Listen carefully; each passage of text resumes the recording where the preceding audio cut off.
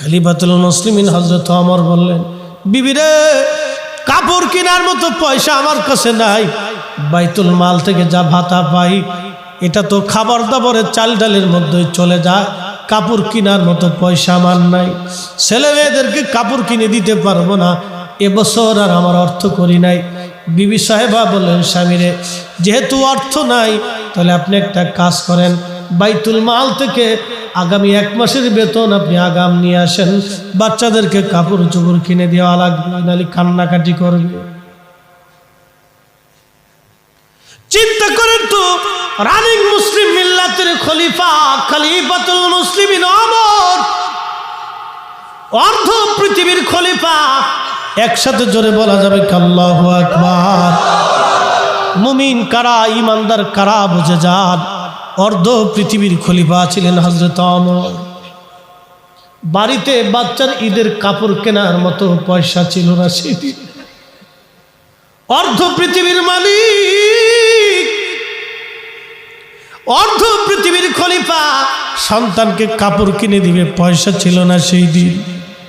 আজকে মধ্যপ্রাচ্যের রাজা বাচ্চা যারা আছে, কারো বউ আছে 15টা, কারো বউ আছে 30টা, কারো বউ 25টা, কারো বউ 17টা, যার যত টাকা তার তত বউ। হাই হাই হাই, অবস্থাটা কি দেখেন। তারাও খলিফা ছিল, আজকে তারাও রাজা। এরা বলে আমরা কোরআনের আইন প্রতিষ্ঠিত করেছি। এগুলি হলো ডাহা মিথ্যা কথা। আওয়াজ তুলে বলেন ঠিক কিনা। হযরত ওমর আবু উবাইদা ইবনু জাররাহ খলিফাতুল মুসলিমিন চিঠি লিখলেন অর্থমন্ত্রীর কাছে। অর্থমন্ত্রী বাইতুল মালের অর্থমন্ত্রী, আমি খলিফাতুল মুসলিমিন আমিরুল মুমিনিন ওমর বলতেছি, আমাকে আগামী 1 মাসের বেতন আপনি দয়া করে আমাকে আগাম দিয়ে দেন। অর্থমন্ত্রীও কত বড় পাকা মন্ত্রী। নবীজি বললেন, উম্মত, কিয়ামতের 72টা আলামত আছে। একটা আলামত হলো ওয়ামাতুসসালাহ, আমার উম্মত নামাজ মেরে ফেলবে, নামাজকে হত্যা করবে, নামাজ পড়বে না উম্মত। আমার দেশে অনেকে আছে জীবনে একবার নামাজ পড়লেই চলে। এগুলো হলো মুতাজিলাদের আকীদা। যারা বলে আমি গুনাহ করলে আল্লাহ করায়, আমি খাওয়াইলে আল্লাহ খাওয়ায়, আমি নেকি করলে আল্লাহ করায়, আমি তুমি যেমনি নাচো তেমনি নাচি, পুতুলের কি দোষ। এইগুলি হলো রাফিজিদের আকীদা, মুতাজিলাদের আকীদা। আহলে সুন্নাত ওয়াল জামাতের আকীদা এগুলি না। আহলে সুন্নাত ওয়াল জামাতের ওলি যারা ছিলেন, সারা রাত নামাজ পড়ে পড়ে পা ফুলিয়ে ফেলে দিয়েছেন। আমাদের মাযহাবের ইমাম আবু হানিফা এশার যদি ফজরের নামাজ একটানা 40 বছর আদায় করেছেন। শেখ আব্দুল হক মুহাদ্দিস দেহলভী রাহিমাহুল্লাহ, উনি ওনার কিতাবের ভিতরে কি চমৎকার লিখেছেন। হুজুর গাউসে পাক মহিউদ্দিন আব্দুল কাদের আখবারুল আখিয়ারের মধ্যে হযরতে শাহ আব্দুল হক মুহাদ্দিস দেহলভী লেখেন, হযরতে ইমাম হযরতে বরফির আব্দুল কাদের জিলানী রাহিমাহুল্লাহ, হুজুর গাউসে পাক এশার ওযু দিয়ে একটানা 40 বছর ফজরের নামাজ পড়েছেন। একবার জোরে জোরে বলা যাবে কি মারহাবা। আল্লাহর ওলিরা সারা জীবন নামাজ পড়তে পড়তে ভা বলাইছে। এখন কিছু মুরিদ বের হইছে, জীবন একবার নামাজ পড়লেই চলে। হ্যাঁ, নবীর উম্মত ঈমান বড় দামি জিনিস, ঈমান বড় দামি নিয়ামত। এই ঈমান কত বড় দামি নিয়ামত। হযরতে ওমর রাদিয়াল্লাহু তাআলা আনহু চিঠি লেখার পর আবু উবাইদা কেঁদে ফেললেন। আবু উবাইদা চোখের পানি ফেলে ফেলে কাঁদতেছে। সাহাবীরা বললেন, আবু উবাইদা কাঁদো কেন? আবু উবাইদা বললেন, কাঁদি জন্য অর্ধ পৃথিবীর খলিফা ওমর, আজকে তার বাড়ি টাকা কিনা কি বলে কাপড় কেনার মতো টাকা তার নাই, ঈদের কাপড় কেনার মতো পয়সা তার নাই। আহা, ঈদের কাপড় কেনার মতো পয়সা তার নাই, আমি এই জন্য কাঁদতেছি।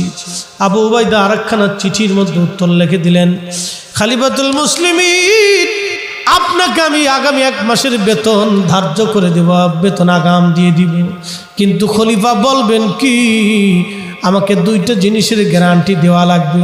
1 নম্বর, আগামী 1 মাস পর্যন্ত দুনিয়ার ভিতরে আপনি বেঁচে থাকবেন কিনা। আগামী 1 মাস পর্যন্ত দুনিয়াতে বেঁচে থাকবেন কিনা গ্যারান্টি আপনাকে দেওয়া লাগবে। যদি দিতে পারেন তাহলে আমি দিয়ে দেব। আহা, কেমন অর্থমন্ত্রী ছিল দেখেন তো। নবীজি বলেন কিয়ামতের আলামতের 2 নম্বর আলামত দাউল আমানা, আমানতের খেয়ানত হবে। আমানতের খেয়ানত চলবে, আমানতের খেয়ানত, আমানতের খেয়ানত, আমানতের খেয়ানত চলবে। দাউল আমানা, আমানতের খেয়ানত। এত পরিমাণে আমানতের খেয়ানত বেড়েছে, পিতা সন্তানকে বিশ্বাস করে না। যদি জমি লিখে দেয় আমাকে ভবিষ্যতে যদি খাবার না দেয়। হযরতে আবু উবাইদা ইবনে জাররাহ চিঠির মধ্যে লিখলেন খলিফাতুল মুসলিমিন আমাকে প্রথম গ্যারান্টি দিতে হবে, আগামী 1 মাস পর্যন্ত আপনি দুনিয়াতে বাঁচবেন কিনা গ্যারান্টি দিতে হবে। হযরতে আবু বকর সিদ্দিক রাদিয়াল্লাহু তাআলা আনহু কত বড় মুমিন ছিলেন একটা ঘটনার মাধ্যমে শোনাই। আল্লাহ আল্লাহ, খুব মনোযোগ দিয়েন। সিদ্দিক আকবর তার গোলাম মাঝে মধ্যে খাবার নিয়ে আসতেন। প্রত্যেক দিন জিজ্ঞাসা করতেন গোলাম কোথা থেকে খাবার আনছো। আজকে সিদ্দিক আকবরের ক্ষুধা বেশি লেগে গেল, গোলাম খাবার নিয়ে আসছে। খানা খাওয়ার পরে জিজ্ঞেস করলেন গোলাম কোথা থেকে খাবার আনছিস। বলে হুজুর অমুক গণকের কাছ থেকে আমি নিয়ে আসছি। সিদ্দিক আকবর বলেন হায় হায়, করলি কি? গণকের খাবার খাওয়া তো হারাম। গণকের খাবার আর কুকুরের বিষ্ঠার মধ্যে কোনো তফাৎ নাই। বিষ্ঠা বুঝেননি?